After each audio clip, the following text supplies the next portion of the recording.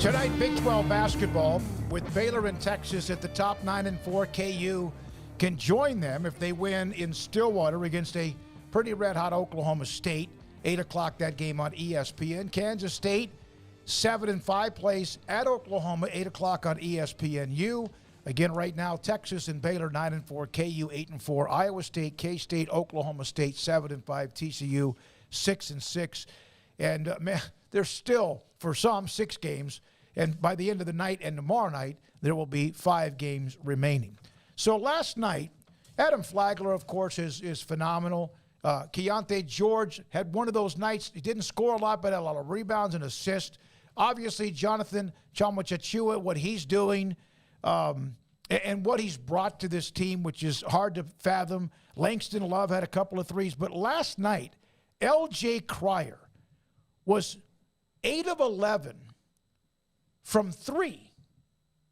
8 of 11. Baylor was 14 of 27 from 3. Correct me if I'm wrong, but was he not like 8 of 12? He missed one 12, shot. it was a regular, shot. yeah. So, he missed one other shot, and then he had just 2 free throws.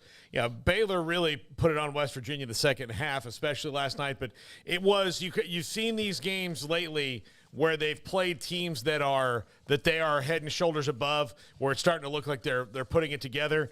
And with West Virginia, with a couple of teams, like with Tech, like it's close for a little while, and then like they've been able to do what was happening to them during that 3-game losing streak, right, Smokey, where they controlled the game early, and then all of a sudden at the end of the first half they were kind of losing control of it. TCU eventually wore them down. Kansas State jumped out early, but eventually wore them down. Yeah, and so now they are doing where they kind of take control at the end of the first half and then don't really look back. I mean, that was almost even true in the Kansas game, even though Kansas made that one run and took the lead for about 30 seconds, and then after that it was kind of all over. But Baylor controlled that game the entire time. So they're getting to the point where games are going pretty much how they want them to go, and that's a good place to be here in mid-February.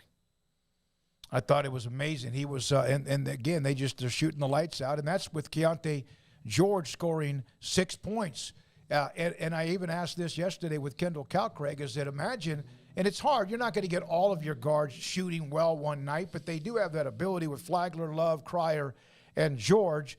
But you can see if you're not at the game, sometimes it's a little more difficult what Jonathan Tchamwa-Tchatchoua is bringing to the table with just his ability to communicate with the team, not on or around the bench, but in the game, getting people in the right position, which at times they seem like they were a little bit out of whack when it comes to that with a couple of those losses earlier in the year. Yeah, I mean, he's a, 6-year senior at this point, right? Yep. I mean, he's been around a long time. He's the defensive player of the year in the conference last year, so he's played a lot of basketball. He's, definitely a bonus defensively. And, they're, not – you can't.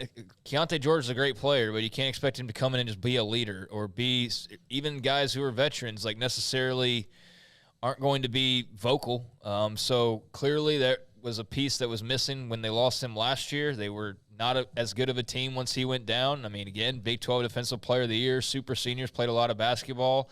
But, then to have him head into this year be such an uncertainty, and to get him back, I think probably far sooner than was expected. I mean, I know there was kind of a timeline, but I just assumed, like, there's a chance they could play all year without him. Yep. I mean, I don't think that was really unfair to think might happen. And not only are they, playing with him, but they're playing with him at the start of February, basically. So pretty incredible job by, all involved in Jonathan most of all, but yeah, he makes a massive difference in many different ways, and to have him out there on the court, I mean, I don't think it's, the whole reason, because they were clearly on a streak before he came back, but there's just a different level to them, a different depth, a different nastiness, a different everything, edge to this team now that he's back in full control. He gives them power, length, inside. By the way, last night, what I liked about him, he's been hitting some threes, including when he got back in that opening game. I guess it was against Tech, whoever it was when he returned. But he was 5 of 7 from the field,